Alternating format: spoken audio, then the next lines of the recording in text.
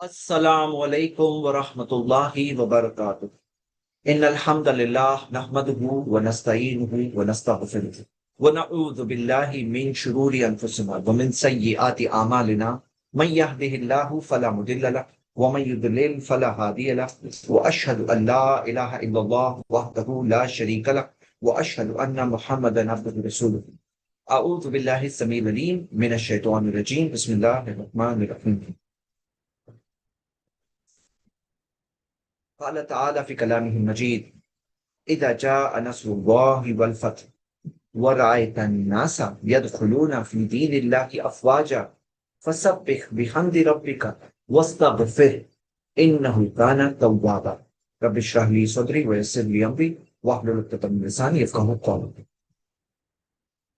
ہم آج اسٹڈی شروع کر رہے ہیں ہماری سورۃ النصر کی۔ سورۃ النصر قرآن کی اسمالسٹ سوراز میں سے ایک ہے۔ بچے جب یاد کرتے ہیں سورہ کو، اکثر جو یاد کرتے ہیں تو ارلی یاد کرنے والی صورتوں میں سے، اور یہ سورہ کے اندر جو بیسک میسج ہے وہ کیا ہے؟ جو موضوع ہے وہ نصر ہے۔ نصر یعنی اللہ کی مدد کی بات ہو رہی ہے، اللہ کی مدد کی بات ہو رہی ہے۔ اور یہ سورہ کے اندر ہمیں ایٹیٹیوڈ بتایا گیا ہے کہ کامیابی کے وقت پر ہمارا کیا ایٹیٹیوڈ ہونا چاہیے، کیونکہ اکثر یہ دیکھا جاتا ہے کہ لوگ اللہ کو تکلیف کے وقت پہ یاد کرتے ہیں لیکن کامیابی کے وقت پہ یاد نہیں کرتے ہیں، مشکلوں میں یاد کرتے ہیں لیکن آسانیوں میں یاد نہیں کرتے ہیں۔ تو ہمیں یہ میسج سکھایا گیا ہے کہ ہمیں آسانیوں کے وقت پر، ہمیں کامیابی کے وقت پر ہمارا ایٹیٹیوڈ کیا ہونا چاہیے، ہماری سوچ کیا ہونی چاہیے۔ تو آئیے شروع کرتے ہیں۔ اللہ سبحانہ تعالیٰ نے فرمایا، کیا فرمایا اس سورہ میں، ہم سٹڈی کرتے ہیں۔ سب سے پہلے اس کے اندر صرف 3 آیتیں ہیں، اور امام قرطبی کہتے ہیں کہ مفسرین کا اجماع ہے کہ مدنی ہے سورہ، کیونکہ اس تعلق سے واضح حدیث موجود ہے صحیح مسلم کے اندر عبداللہ ابن عمر رضی اللہ عنہما سے، کہ انہوں نے فرمایا کہ یہ سورہ نبی صلی اللہ علیہ وسلم پر نازل ہوئی حجۃ الوداع کے موقع پر، نبی صلی اللہ علیہ وسلم کے انتقال کے صرف کچھ وقت پہلے، اور قرآن کی آخر نازل کردہ صورتوں میں سے یہ ہے، اور فل سورہ کے اعتبار سے آخری سورہ ہے، فل سورہ جو نازل ہوتی ہے۔ ہاں بعض آیتیں دوسری صورتوں کی اس کے بعد نازل ہوئی، لیکن فل سورہ کے اعتبار سے آخری سورہ ہے جو نازل ہوئی، سورۃ النصر۔ تو یہ ہم تعارف دیکھنے کے بعد آئیے ہم شروع کرتے ہیں۔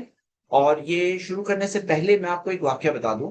یہ واقعہ صحیح بخاری کے اندر ذکر ہے کہ عبداللہ بن عباس رضی اللہ عنہما وہ بیان کرتے ہیں کہ عمر رضی اللہ عنہ جو مشورہ کیا کرتے تھے تو بڑے بڑے صحابہ، سینئر صحابہ کو بلایا کرتے تھے، اور اکثر بدری صحابہ، جو بدر والے صحابہ ہے وہ ہوا کرتے تھے عمر رضی اللہ عنہ کے مشورے میں۔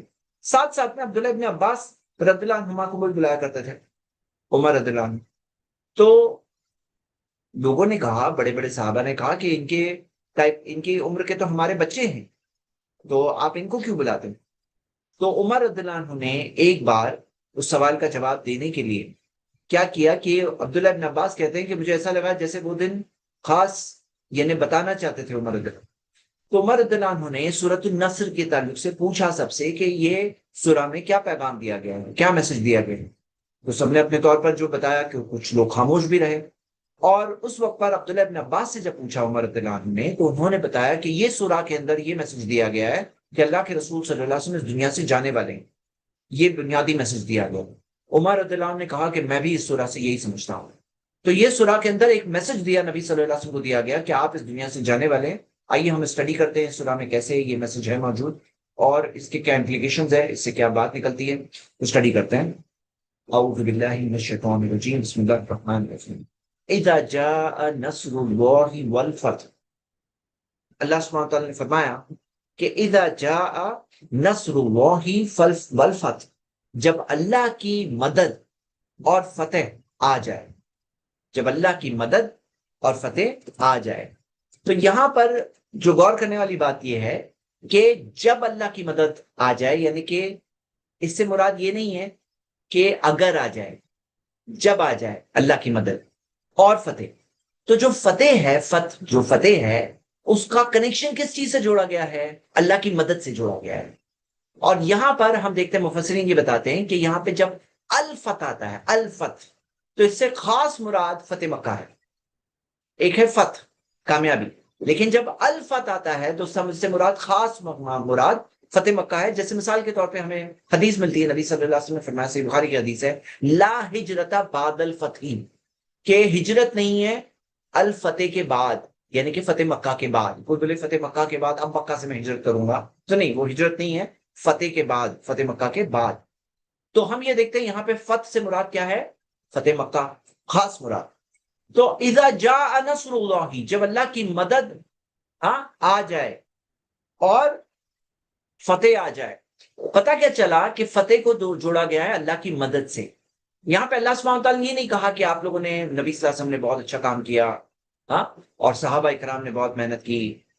ان کی محنتیں تھی، لیکن فتح جو آتی ہے، کامیابی جو آتی ہے، کامیابی وہ اللہ کی مدد سے آتی ہے. یہ میسج دیا گیا ہے. اور ہمیں زندگی کے لیے میسج یہ مل رہا ہے، پیغام یہ مل رہا ہے کہ ہماری زندگی میں بھی جو کامیابی ملتی ہے وہ اللہ کی مدد سے ملتی ہے. اللہ کی مدد آئے گی تو فتح آئے گی، اور فتح آئے گی وہ اللہ کی مدد سے ہی آئے گی. یہ بات کو سمجھنا. تو جو لوگ اپنی تعریف کرتے ہیں اور غرور اور تکبر میں پڑ جاتے ہیں کہ میری تعریف یہ ہے، اور حقیقت میں جب فتح آتی ہے نا، تب لوگوں کے لیے کیا ہوتا ہے معاملہ؟ وہ ایک ایسا غرور کا وقت ہوتا ہے، لوگ بھی آپ کی تعریف کرتے ہیں، بولے ویری گڈ. تو اس وقت پر یعنی کہ ایک ایٹیٹیوڈ یہ لوگوں کا بنتا ہے کہ ہاں مجھ میں کچھ ہے، میں نے تو کر لیا، یہ میں نے کر لیا، فتح میں نے حاصل کر لی، میں. اور ہم دیکھتے ہیں کہ لوگ جو کفار ہے، جو نان مسلمز میں معاملہ یہی ہے کہ وہ لوگ جشن مناتے ہیں، کامیابی کا جشن مناتے ہیں، پارٹی ہوتی ہے، سیلیبریشن ہوتا ہے، پٹاخڑے پھوڑے جاتے ہیں. لیکن آپ دیکھو گے کہ یہاں پر اس سورہ میں بتایا گیا ہے کہ کامیابی آئے تو تمہیں کیا کرنا ہے. اور آپ دیکھو گے کہ ہر جگہ پر دین حق کی خوشبو آپ کو ہر جگہ دکھائی دے گی. تو یہاں پر بھی جو کامیابی کے وقت پر جو ایٹیٹیوڈ سکھایا گیا ہے، اس میں بھی دین حق کی خوشبو ہر کسی کو ملتی ہے. ہر کوئی سمجھ سکتا ہے کہ یہاں پر جو حق کی رہنمائی والا دین ہے وہ ڈائریکٹلی ہر جگہ پہ دکھائی دیتی ہے. تو ہم دیکھتے ہیں یہاں پر فتح مکہ کی بات ہے، اور کئی سالوں سے سٹرگل چل رہی تھی. کیا سٹرگل تھی؟ آپ کو پتا ہوگا کہ نبی صلی اللہ علیہ وسلم مکہ میں تھے. مکہ میں انہوں نے اسلام کی دعوت دینا شروع کی، اللہ تعالیٰ نے انہیں نبوت سے نوازا. 13 سال تک مکہ میں وہ دعوت دیتے رہے، اور الگ الگ طرح کی مشکلوں کا سامنا کرنا پڑا. مشکلیں اس انتہا تک پہنچ گئی کہ ان کے صحابہ کو ٹارچر کیا جانے لگا، لوگوں کی جانیں لینے کی کوشش کی جانے لگی، بعض صحابہ شہید بھی ہوئے، اور خود نبی صلی اللہ علیہ وسلم کا قتل کرنے کی کوشش کی گئی. تو نبی صلی اللہ علیہ وسلم کے لیے لازم اور ضروری ہو گیا تھا کہ وہ مکہ چھوڑ کر کے ہجرت کرے. ہجرت کی نبی صلی اللہ علیہ وسلم نے، اور گئے کہاں؟ مدینہ.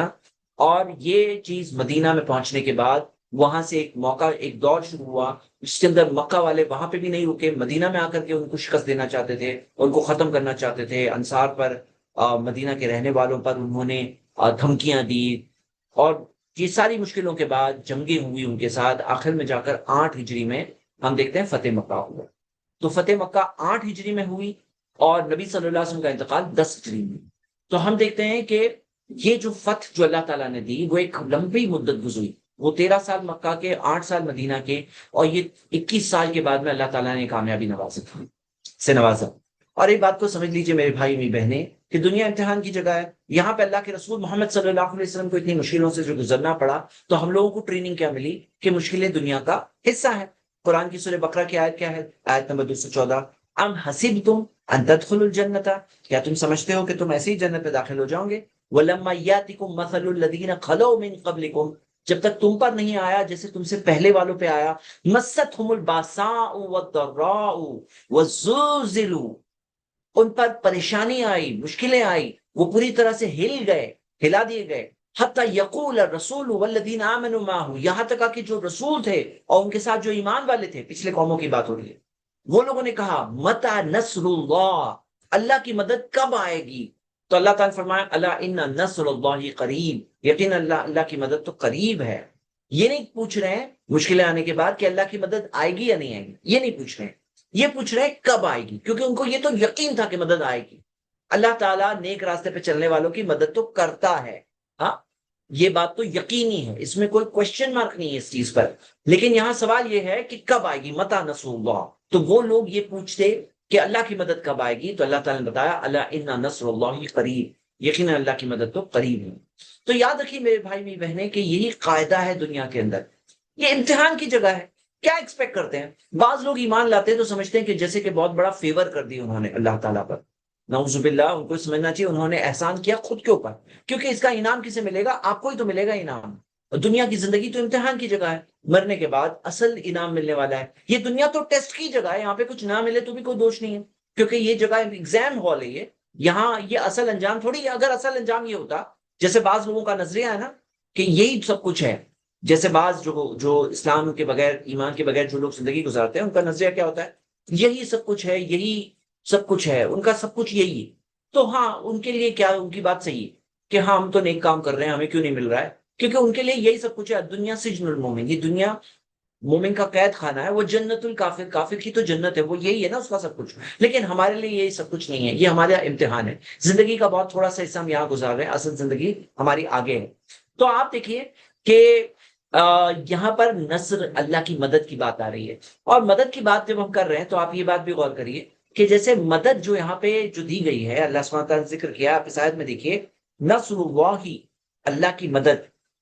یہاں پہ جو نصر اللہ جو ذکر ہے نا، اللہ کی مدد، تو اس کی تفسیر میں گرامر کے اعتبار سے بعض مفسرین نے پوائنٹ آؤٹ کیا ہے کہ یہاں پہ نصر اللہ ہی ہے، اللہ کی مدد ذکر ہے. یہ اسم کے طور پر آیا ہے. جیسے اسم کے طور پر اور فیل کے طور پہ آنے میں فرق کیا ہے؟ دیکھو، فیل کیا ہے؟ جب اللہ کی مدد آئی، یہ اسم ہے. نصر اللہ اسم ہے، ناؤن نہیں. فیل کیا ہے؟ ورب.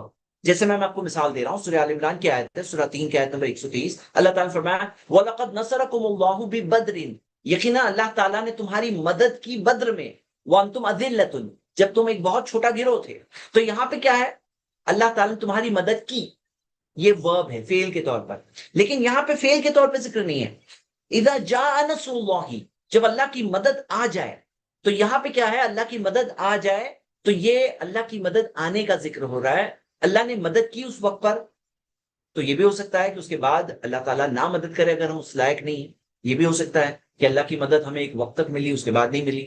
لیکن یہاں پہ جا نصر اللہ، جب اللہ تعالیٰ نے کہا جب اللہ کی مدد آ جائے، تو اس کے اندر ایک پرماننسی دکھ رہی ہے، یعنی کہ پرماننٹ طور پر. یعنی کہ مدد جو ہے اب یہ آئی ہے تو آئی ہے، اب یہ جانے والی نہیں. تو ہم یہ دیکھتے ہیں یہ اللہ تعالیٰ کی طرف سے یہ ایک بہت ہی خوشی کی بات ہے. اللہ تعالیٰ نے خوشی، ایک خوشخبری کی چیز ہے. یہ ایک اللہ کے رسول محمد صلی اللہ علیہ وسلم کے لیے ایک پرومس تھا کامیابی کا، اور وہ کامیابی ہم دیکھتے ہیں آگے تک چلتی رہی. اور آپ یہ دیکھیے، میں آپ کو ایک اور مثال دیتا ہوں. سورہ صف کے اندر جہاں پہ اللہ سبحانہ تعالیٰ نے مومنوں سے تقاضے کیا ہے، سورہ 61 ورس 13، تجارت کی جو آیتیں ہیں کہ هل ادلکم علی تجارت تنجیکم من عذاب علیم، تو وہ آیتوں میں آخر میں آتا ہے آیت نمبر 13 میں نصر من اللہ وفتح قریب واخرى، اور ایک اور چیز تحبونها، جس سے تم لوگ محبت کرتے ہیں. نصر من اللہ، اللہ کی طرف سے مدد، وفتح قریب، اور قریبی فتح. تو یہاں پہ بھی نصر اور فتح، یہ دونوں چیزیں اس آیت میں بھی ذکر ہے، سورہ صف کی سورہ 61 آیت نمبر 13 میں. تو وہاں پر بھی نصر اور فتح ذکر ہے، جو اس سورہ میں، سورہ اذا جاء کے اندر بھی، سورۃ النصر میں بھی یہ چیز ذکر ہے، اذا جاء نصر اللہ والفتح، جب اللہ کی مدد آ جائے اور کامیابی آ جائے. یہاں پہ یہ بھی ذکر ہے، اور دونوں چیزیں یہاں پہ امپورٹنٹ ہے. اچھا، یہاں پر آپ سب ایک بات غور کریے کہ یہ اللہ کی مدد کا ایک سٹیٹس ہم لوگ سیکھ رہے ہیں کہ کتنا اہم ہے، کتنی اہم ہے. اور ایک انسان کو احساس ہو رہا ہے کہ تم نہیں ہو، اللہ کی مدد ہے. ہاں، اللہ کی مدد ہے. دیکھیے سورہ فتح جب پڑھتے ہیں، سورہ فتح، سورہ 48 کی آیت نمبر 1، اللہ تعالیٰ نے وہاں پہ کیا فرمایا؟ اِنَّا فَتَحْنَا لَكَ فَتْحًا مُبِينًا، کہ یقیناً ہم نے آپ کو ایک کامیابی فتح دی، ایک واضح فتح دی ہے، ایک مبین واضح فتح دی. وہ فتح کون سی ہے؟ 6 ہجری میں جو حدیبیہ ہو، جو صلح حدیبیہ ہوئی، وہ 6 ہجری میں وہ ایک فتح تھی. لیکن یہاں پر اذا جاء نصر اللہ والفتح، تو یہاں پہ الفتح جو ذکر ہے، جو الفتح سے مراد کیا ہے؟ فتح مکہ. تو یہاں پر ہم یہ دیکھ رہے ہیں. اور اس تعلق سے آپ ایک بات اور دیکھیے کہ یہاں پر ہم یہ بات دیکھتے ہیں کہ بعض لوگ یہ ریالٹی کو نہیں سمجھتے ہیں، اور ان کا ایٹیٹیوڈ کیا ہوتا ہے؟ غرور کا، جو اسلام نے منع کیا. آئیے ہم دوسری آیت کی طرف آتے ہیں. دوسری آیت میں اللہ سبحانہ تعالیٰ نے فرمایا وَرَأَيْتَ النَّاسَ يَدْخُلُونَ فِي دِينِ اللَّهِ أَفْوَاجًا، اور تم لوگوں کو اللہ کے دین میں جوک در جوک آتے دیکھو. جوک در جوک، کراؤڈز. ایک منٹ روک کر، جیسے ایک منٹ میں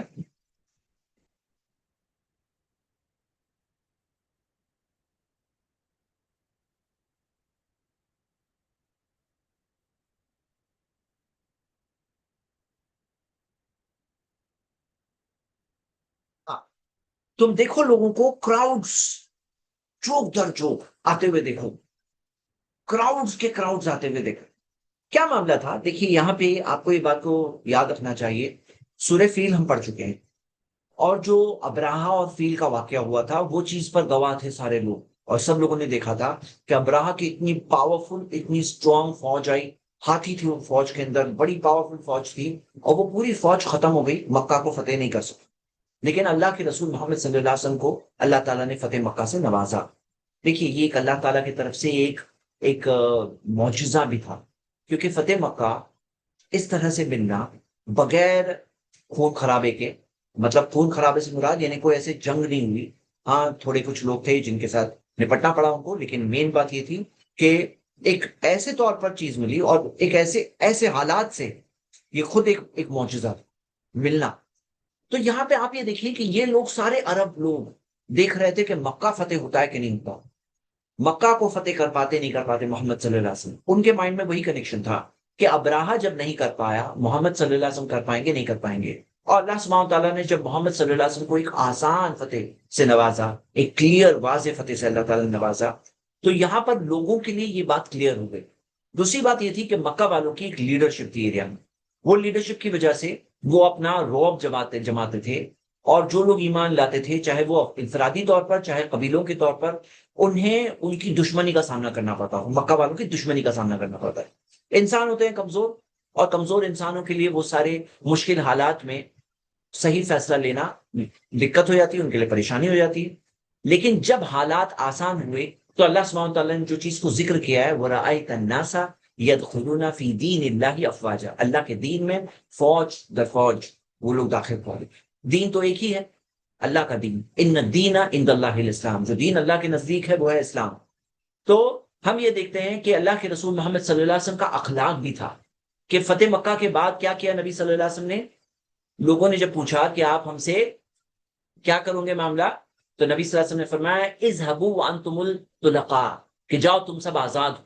نبی صلی اللہ علیہ وسلم نے الٹا عزت سے نوازا کہ جو اپنے گھر میں ہے وہ محفوظ ہے، جو ابو سفیان کے گھر میں ہے رضی اللہ عنہ، ان کے گھر میں محفوظ ہے۔ ابو سفیان دشمن تھے، مکہ کے مشرکوں کے سردار تھے اس زمانے میں، تو ابو سفیان کے گھر میں جو ہے وہ محفوظ ہے، یعنی ان کے لیے ایسی بات تھی کہ میں تو محفوظ ہوں ہی، جو میرے گھر میں آ جائے وہ بھی محفوظ ہے۔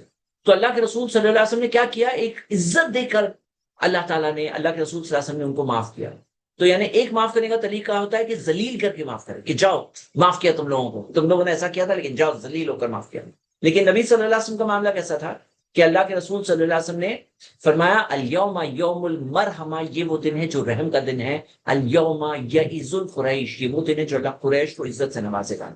ہاں، تو اللہ تعالیٰ نے عزت سے نوازی قریش، تو یہ چیز کا اثر پڑتا ہے اچھے اخلاق جو تھا نبی صلی اللہ علیہ وسلم کا۔ کہ سوچو وہ لوگ جو چاہتے، جو جان لیوا دشمن تھے، جو لوگوں نے صحابہ کو ٹارچر کیا تھا، نبی صلی اللہ علیہ وسلم کی جان لینے کی کوشش کی تھی، اتنی جنگیں لڑی تھی، جنگ احزاب کے اندر آپ کو پتا ہے پورے طرح سے ختم کرنے کی کوشش کی تھی، اور زیادہ دور کی بات نہیں تھی، جنگ احزاب جو ہوئی تھی وہ 5 ہجری میں ہوئی تھی، 8 ہجری کی بات ہے۔ نبی صلی اللہ علیہ وسلم چاہتے تو پورا بھی پورا بدلہ لے سکتے تھے، ایک ایک کو مار سکتے تھے، لیکن نبی صلی اللہ علیہ وسلم نے سب کو معاف کر دیا، ہاں معاف کر دیا، یہ تھی بڑی بات، یہ تھا اخلاق اللہ کے رسول صلی اللہ علیہ وسلم۔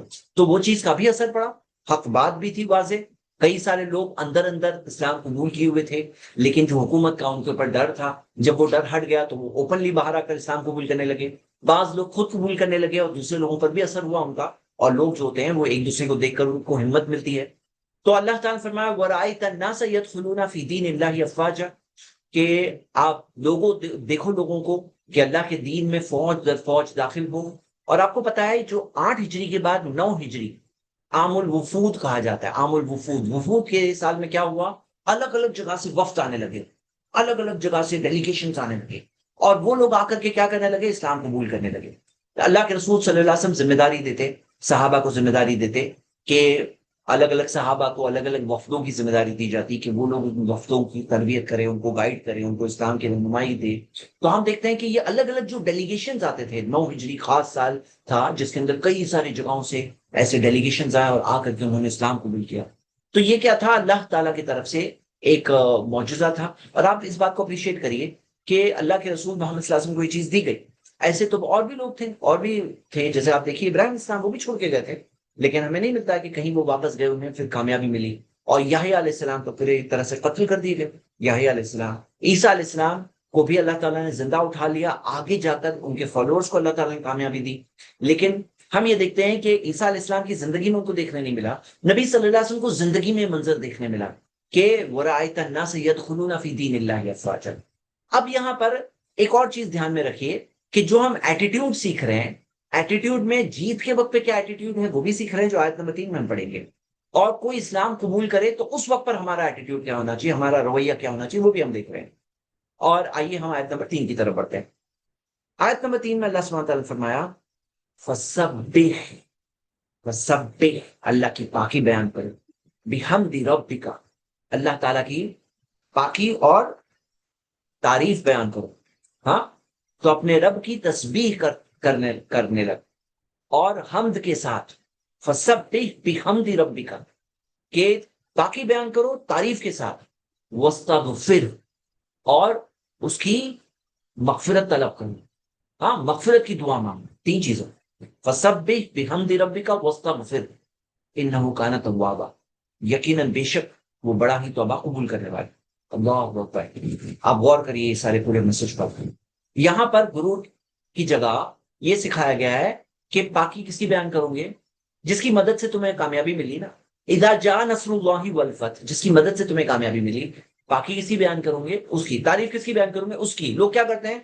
ہاں میں نے ایسا کیا، ہاں میں نے ایسا کیا، اپنی تعریف بیان کرتے ہیں، حالانکہ اللہ سبحانہ وتعالیٰ نے بتایا فَسَبِّحْ بِحَمْدِ رَبِّکَ وَاسْتَغْفِرْ، اور تم کیا کرو؟ اپنے تعلق سے معافی مانگو، معافی مانگو۔ ہاں، کوئی کہے میں نے کیا گناہ کیا کہ میں معافی مانگوں؟ تو یہاں پہ یہ ایٹیٹیوڈ سکھایا گیا کہ اپنی غلطیوں کو دیکھو، اپنا سول سرچنگ کرو، اللہ سے معافی مانگو۔ جنرلی بھی اللہ سے استغفار کرنا، معافی مانگنا ہمیں سکھایا گیا ہے، لیکن معافی مانگنے کا جب حکم آیا تو مطلب تم کامیابی کے وقت پر اپنا محاسبہ کرو کہ میں نے کوئی غلطی تو نہیں کی، اللہ تعالیٰ سے معافی بھی مانگو۔ عام طور پر بھی نیکیوں کے بعد کہ آخر میں آپ دیکھو گے کہ معافی مانگنا سکھایا گیا ہے۔ آپ دیکھو گے مثال کے طور پر نماز پڑھتے ہیں، نماز پڑھنے کے بعد میں سلام پھیرنے کے بعد اللہ اکبر، استغفر اللہ، استغفر اللہ، استغفر اللہ، اللہ اللہ سب سے بڑا ہے، اے اللہ مجھے معاف کر دے، اے اللہ مجھے معاف کر دے، اے اللہ مجھے معاف کر دے۔ کیوں؟ کوئی گناہ کر کے بیٹھے ہیں وہاں پہ، نماز پڑھے، نماز پڑھنے کے بعد نماز کے آخر میں تشہد میں تحیات میں جب بیٹھتے ہیں تو وہاں پہ کیا دعا پڑھتے ہیں؟ اللہم انی ظلمت نفسی ظلما کثیرا، تو یہاں پہ اللہ میں نے اپنے نفس پہ ظلم کیا، بہت ظلم کیا۔ یہی ایٹیٹیوڈ سکھایا گیا، نیکی کرو پھر بھی اللہ سے ڈرو، اچھے کام کرو اللہ سے ڈرو۔ ابراہیم علیہ السلام کعبہ بنا رہے ہیں، سورہ بقرہ کی آیت نمبر 127 128 ہے، تو کعبہ بنانے کے بعد جو وہ اور اسماعیل علیہ السلام دعا کر رہے ہیں اس کے اندر یہ بھی الفاظ ہے وَتُوبْ عَلَيْنَا إِنَّكَ أَنْتَ التَّوَّابُ الرَّحِيمُ، اور ہماری طرف پلٹ ہے اللہ، ہماری طرف ہمیں معاف کر دے، یقیناً تو معاف کرنے والا، رحم کرنے والا ہے۔ تو ہم یہ دیکھتے ہیں کہ یہ ایٹیٹیوڈ سکھایا گیا ہے، وہ ایٹیٹیوڈ نہیں۔ اب آپ دیکھو کنٹراسٹ دیکھو، دنیا کے لوگ کیا کرتے ہیں؟ جب جیتتے ہیں نا تو ان کا سر آسمان میں ہوتا ہے، غرور ہوتا ہے، اور کیا کرتے ہیں؟ ظلم کرتا ہے، ظلم کرتے ہیں۔ یہاں پہ آپ ایک بات غور کریے، ایک بات غور کریے، وَاسْتَغْفِرْ، جو الفاظ ہے نا وَاسْتَغْفِرْ، کہ اس کی مغفرت طلب کرو، اور مغفرت کا قاعدہ یہ بتایا گیا ہے ہم لوگوں کو قرآن و حدیث میں، من لا یرحم لا یرحم، جو رحم نہ کرے اس پر بھی رحم نہ کیا جائے گا، من لا یستغفر، ہاں، عمر رضی اللہ عنہ سے الفاظ ہے ادب المفرد میں کہ جو خود معاف نہیں کرتا اسے بھی معاف نہیں کیا جائے گا، اور نبی صلی اللہ علیہ وسلم سے مرفوع حدیث بخاری میں کہ جو رحم نہ کرے اس پر رحم نہ کیا جائے گا۔ ارحموا من فی الارض یرحمکم من فی السماء، زمین والوں پر رحم کرو، آسمان والا تم پر رحم کرے گا۔ واستغفر، اس میں غور کرو کہ ہمیں سکھایا گیا کہ تم اللہ سے معافی مانگو۔ اب معافی مانگنے میں بات یہ ہے کہ اللہ مجھے معاف کر دے، تو آپ کو بھی سکھایا گیا ہے آپ بھی معاف کرو، مطلب آپ کو اللہ تعالیٰ نے کامیابی دی۔ اب یہ لوگوں کو کامیابی ملی ایک جگہ پر، ایک جگہ پر اللہ تعالیٰ نے کامیابی دی ہے، اور اللہ تعالیٰ نے حکم دیا واستغفر، اللہ سے معافی مانگو، مطلب تم بھی تو معاف کرو گے۔ جب تم معافی اللہ تعالیٰ سے طلب کر رہے ہو تو تمہارا ایٹیٹیوڈ کیا ہوگا؟ میں بھی معاف کروں، میں بھی معاف کروں، یہ ایٹیٹیوڈ ہوگا۔ تو ہم یہ دیکھتے ہیں کہ یہ ایٹیٹیوڈ سکھایا گیا ہے کہ واستغفر، یہ ایٹیٹیوڈ ہے، مطلب کہ تم معافی مانگو اور معاف کرنا، اور معاف کرنے سے کیا فائدہ ہے؟ ہم سب جانتے ہیں کہ معاف کرنے میں اللہ کے رسول صلی اللہ علیہ وسلم نے خود عملی طور پر معاف کیا، نبی صلی اللہ علیہ وسلم نے معاف کیا، ہم یہ دیکھتے ہیں کہ اللہ کے رسول صلی اللہ علیہ وسلم نے خود معاف کیا۔ اور آپ یہ دیکھیے کہ یہی ایٹیٹیوڈ کی وجہ سے کل جا کر کیا ہوا؟ انہ کان توابا، یقیناً وہ توبہ قبول کرنے والا ہے۔ مطلب وہ جو لوگ ہیں جو تمہارے انڈر میں ہیں ان کو بھی معاف کرو، یقیناً اللہ توبہ قبول کرنے والا ہے۔ آگے جا کر آپ کیا دیکھتے ہو؟ آپ یہ دیکھ رہے ہو کہ کتنی ساری بڑی بڑی چیزیں ہوئی، ہاں کتنی ساری بڑی چیزیں، میں آپ کو چند مثالیں بتا رہا ہوں۔ خالد بن ولید رضی اللہ عنہ نے، انہوں نے بھی تو اسی وقت پر اسی پیریڈ کے اندر اسلام قبول کیا، توبہ کی۔ آگے جا کر بیت المقدس کو فتح کر رہے ہیں. عمرو بن عاص اسی پیریڈ میں انہوں نے اسلام قبول کیا، مصر کو فتح کر رہے ہیں. ابو سفیان رضی اللہ عنہ انہوں نے اسلام قبول کیا. اس کے بعد وہ ان کی فیملی والوں نے پورے جو عمائد جو خلافت تھی 60 سال تک دین کی خدمت کی، ازبیکستان سے لے کر یمن تک، ہاں انڈیا سے لے کر ہم دیکھتے ہیں مغربی صحارا تک دین پہنچا، اسلام پہنچا. تو یہ کیا تھا معاملہ؟ یہ سب کیا چیز کے اندر آئی، کیسے آئی؟ وَاسْتَغْفِرْ إِنَّهُ كَانَ تَوَّابًا، یقیناً اللہ معاف کرنے والا، رحم کرنے والا ہے. تو ہم یہ دیکھتے ہیں کہ یہ ساری چیزیں جو ہے ہمیں پتہ چلتی ہے. اور یہ ایٹیٹیوڈ سکھایا گیا. یہ ایٹیٹیوڈ ہمارا بھی ہونا چاہیے ہماری پرسنل لائف میں. ہماری پرسنل لائف میں اللہ کے رسول صلی اللہ علیہ وسلم کے بارے میں عائشہ رضی اللہ عنہا بتاتی ہیں کہ نبی صلی اللہ علیہ وسلم یتأول القرآن، صحیح بخاری کی حدیث ہے، یتأول القرآن، قرآن پر بہترین طور پر عمل کرتے ہیں، بیسٹ طریقے سے عمل کرتے ہیں. کیسے عمل کرتے ہیں؟ کیا کہتے ہیں سنیے. قالت کان رسول اللہ صلی اللہ علیہ وسلم، نبی صلی اللہ علیہ وسلم وہ کہتی ہیں کہ نبی صلی اللہ علیہ وسلم کہا کیا کیا کرتے تھے؟ وہ کہا کرتے تھے یکثر ان یقول فی رکوعہ و سجودہ، بہت کثرت سے اپنے رکوع و سجدہ میں کہا کرتے تھے سبحانک اللہم ربنا و بحمدک اللہم اغفر لی. کمپیئر کریں، فسبح بحمد ربک، سبحانک اللہم و بحمد ربک، ربنا و بحمدک، اور پھر مستغفر اللہم اغفر لی. یہ جو دعا ہے، جو ثابت شدہ دعاؤں میں سے بخاری مسلم دونوں کی حدیث ہے، رکوع اور سجدہ دونوں میں پڑھا کرتے تھے. اس آیت پر عمل کیا کرتے ہوئے فسبح بحمد ربک واستغفر، سبحانک اللہم ربنا و بحمدک اللہم اغفر لی، سبحانک اللہم ربنا و بحمدک اللہم اغفر لی. یہ نبی صلی اللہ علیہ وسلم رکوع اور سجدے میں پڑھا کرتے تھے. اور رکوع اور سجدے میں سبحان ربی العظیم، سبحان ربی الاعلیٰ کے علاوہ اور بھی اذکار ثابت ہیں، جیسے کہ ہم نے صلاح ورکشاپ میں دیکھا. آپ نے نہیں دیکھا ہے تو آپ کو ضرور صلاح ورکشاپ کی ویڈیوز دیکھنا چاہیے. فسبح بحمد ربک واستغفر، کہ پاکی بیان کرو اپنے رب کی اور اللہ سے مغفرت مانگو، مغفرت مانگو. تو یہاں پہ یہ ایٹیٹیوڈ سکھایا گیا ہمیں کہ کیا کرنا ہے. ہاں یہ کیا کرنا ہے. پہلے تو اللہ کو کریڈٹ دینا سکھایا گیا آیت نمبر 1 میں. آیت نمبر 3 میں اس کی پاکی اور اس کی تعریف بیان کرنا سکھایا گیا. سبحان اللہ. ہم لوگ یہ دیکھتے ہیں کہ یہ ہے معاملہ. اور اس میں یہ دیکھیے آپ کہ یہاں پر ہم ابھی اس چیز پر آتے ہیں ابن عباس والی حدیث پر. ابن عباس رضی اللہ عنہ والی حدیث میں جو بات آئی کہ اس میں میسج تھا نبی صلی اللہ علیہ وسلم کو کہ وہ دنیا سے جانے والے. کیسے میسج تھا؟ ہم دیکھتے ہیں سب سے پہلے تو جب فوج در فوج لوگ اسلام قبول کرتے ہیں، ہاں جو یہ چیز کا ذکر ہے دوسری آیت میں، وَرَأَيْتَ النَّاسَ يَدْخُلُونَ فِي دِينِ اللَّهِ أَفْوَاجًا. اور جب لاسٹ میں بات آ گئی، جب اللہ کی مدد آ جائے، فتح آ جائے، کامیابی آ جائے، آپ دیکھو لوگوں کو جوک در جوک ہاں دین میں داخل ہو رہے ہیں، اسلام میں داخل ہو رہے ہیں. اور جب یہ الفاظ آ گئے فَسَبِّحْ بِحَمْدِ رَبِّكَ وَاسْتَغْفِرْ، اس سے یہ بات ہے کہ اب آپ کی ملاقات اے نبی صلی اللہ علیہ وسلم اللہ تعالیٰ سے بہت جلد ہونے والی ہے. اللہ کی پاکی بیان کریں، اللہ کی تعریف بیان کریں، اور اللہ سے معافی مانگیں. تو ہم دیکھتے ہیں یہ چیز جو میسج آ رہا ہے، اسی وجہ سے علماء کرام کہتے ہیں کہ جو لوگ زندگی کے آخری دور میں ہیں ان کو کثرت سے اللہ کی پاکی بیان کرنا چاہیے، تعریف بیان کرنا چاہیے، معافی مانگنا چاہیے. سب کو کرنا چاہیے. لیکن جو لوگ آگے کے دور میں پہنچ جاتے ہیں یا ایسے موت کے قریب کے دور میں ہوتے ہیں، ان کو تو کثرت سے کرنا چاہیے. بعض لوگ اس پہ آبجیکشن لیتے ہیں، بولے ابھی زندگی بھر نہیں کیا، ارے زندگی بھر نہیں کیا ابھی کیوں کر رہے ہیں؟ تو نہیں کرنے دو اس کو، اگر جبھی بھی توفیق ملے کرنے دو، کیونکہ انما الاعمال علی خواتیمہا، اعمال کا دار و مدار تو خاتمے پر ہے. ان کا خاتمہ اچھی چیز پر ہو، یہ سب سے اچھی بات ہے. بعض لوگ پتہ ہے بزرگ عمر میں آ کر ان کو اور تبھی بھی گناہ کے خیال سوچتے ہیں. بزرگ عمر میں آ کر پیسے کی لالچ تبھی بھی لگی رہتی ہے، کیونکہ نبی صلی اللہ علیہ وسلم نے فرمایا یکبر ابن آدم، آدم کی اولاد بڑا ہوتا ہے، اس کی عمر بڑھتی ہے. وہ یکبر معہ اثنتان، اور اس کے ساتھ دو چیزیں بڑی ہوتی جاتی ہیں، حب المال و طول العمر، مال کی محبت اور زندگی کی محبت. ہاں یہ لگی رہتی ہے. لیکن اگر کوئی نیکی کی طرف آ رہا ہے، الٹا اس کو انکریج کرنا چاہیے، ڈسکریج نہیں کرنا چاہیے انہیں، اور ہمیں ان کو انکریج کرنا چاہیے. تو یہاں پر اللہ تعالیٰ نے نبی صلی اللہ علیہ وسلم کو اس وقت پر فسبح بحمد ربک واستغفر، کہ اللہ کی پاکی بیان کریں، ہاں اللہ کی پاکی بیان کریں تعریف کے ساتھ، اور اللہ سے مغفرت طلب کریں. مغفرت طلب کرنے میں ایک سوال یہ ہوتا ہے کہ اللہ کے رسول صلی اللہ علیہ وسلم کو مغفرت طلب کرنے کیوں سکھایا گیا؟ کیونکہ مغفرت جو عام طور پہ ہوتی ہے تو گناہوں سے ہوتی ہے، اور نبی صلی اللہ علیہ وسلم کو اللہ تعالیٰ نے ایک ایسا مرتبہ دیا تھا کہ نبی صلی اللہ علیہ وسلم کوئی بھی گناہ نہیں کرتے تھے. ہاں کوئی بھی گناہ نہیں کرتے تھے. ہاں بھول ہو سکتی ہے.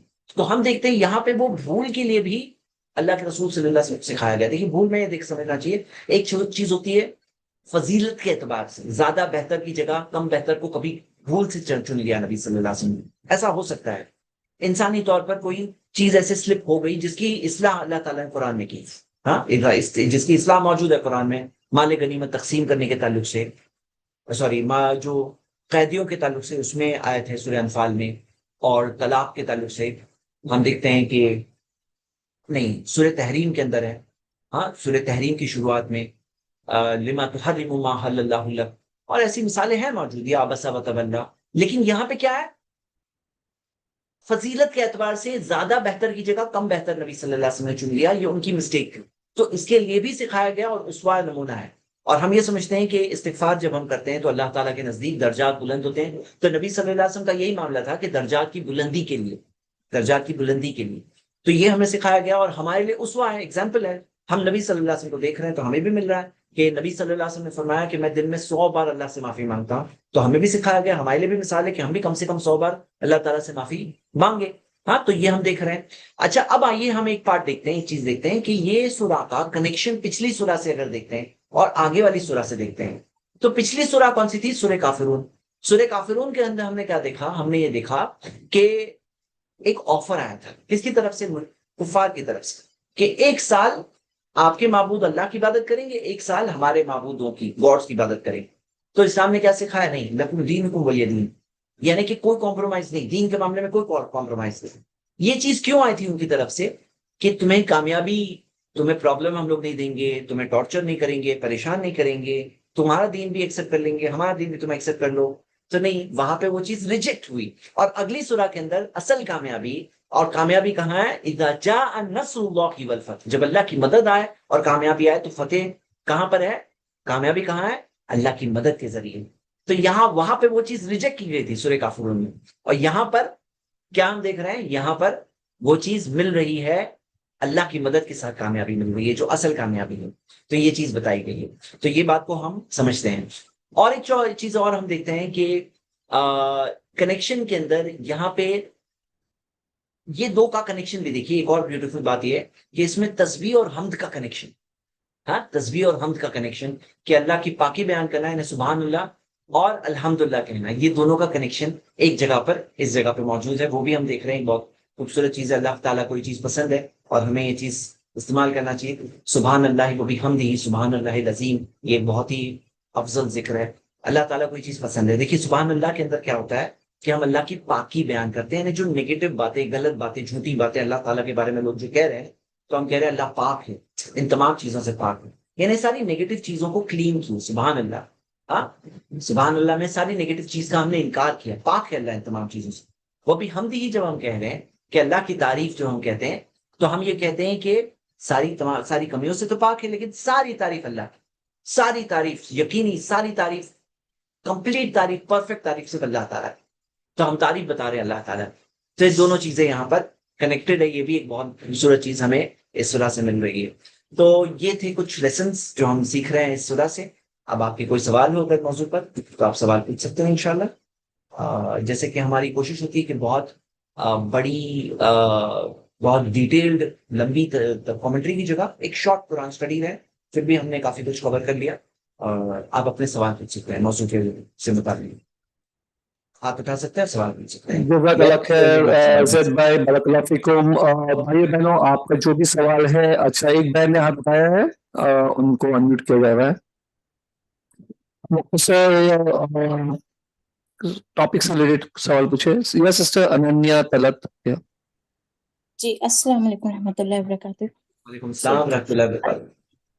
جی شیخ، اس میں مجھے پوچھنا تھا کہ صلح حدیبیہ میں جو یہ ہوا تھا، ٹریٹی سائن ہوئی تھی، تو اس کو مطلب بولتے ہیں یہ فتح کی ایک سیڑھی تھی صلح حدیبیہ. تو یہ کس طرح تھی؟ سیرت میں نے پڑھی تھی، تو وہ مجھے سمجھا دیجیے، کیونکہ اس میں جو ہوئی تھی تو وہ مطلب جس طرح، میرا الفاظ اللہ غلط نہ ہو، کہ وہ دب کے ٹریٹی سائن ہوئی تھی، مطلب انہی کی ساری شرطیں مانی گئی تھی کفار کی. تو یہ فتح کی کس طرح سیڑھی تھی؟ دیکھیے کس طرح سے فتح تھی کہ سب سے پہلے صلح ہوئی، اور صلح ہونے کی وجہ سے جنگیں رکی. جنگیں رکنے کے بعد یہ تھا معاملہ، لوگوں کا آپس میں ملنا جلنا، آنا جانا ہونے لگا. اور آنا جانا ہونے کی وجہ سے لوگوں کی جب بات ہوئی اور اس پیریڈ میں لوگوں نے دیکھا، اسلام کو سنا، کا پیغام سنا، اور کئی سارے لوگوں نے اسلام قبول کیا۔ آپ اسی بات سے اندازہ لگائیے کہ فتح مکہ کے وقت پر 10,000 لوگ گئے تھے، نبی صلی اللہ علیہ وسلم کے ساتھ میں 10,000 صحابہ تھے، اور صلح حدیبیہ کے ٹائم پر تقریباً 1,500 تھے۔ تو ہم دیکھتے ہیں کہ نمبرز کافی تیزی سے بڑھے اس پیریڈ میں، صلح کے پیریڈ میں۔ کیوں؟ اس وجہ سے بڑھے کہ نمبر 1 تو ہم یہ دیکھ رہے ہیں کہ پیس ہونے کی وجہ سے جو حق کا، جن کے پاس حق ہے، ان کا پلڑا ہمیشہ بھاری ہوتا ہے۔ دیکھیے ہمارے لیے سب سے بڑی بات یہی ہوتی ہے کہ لوگ ہماری باتیں سنیں، میسج کو سنیں، پیغام کو سنیں، غور کریں، یہ سب سے اہم بات ہوتی ہے ہمارے لیے۔ اور ہمارے لیے مشکل چیز یہ ہوتی ہے کہ جب لوگ سننا نہیں چاہتے ہیں، جب لوگ بلاک کر دیتے ہیں اور سننا نہیں چاہتے ہیں، یہ چیز ہمارے لیے زیادہ مشکل چیز ہوتی ہے۔ تو صلح حدیبیہ میں وہ چیز ہوئی، نمبر 1۔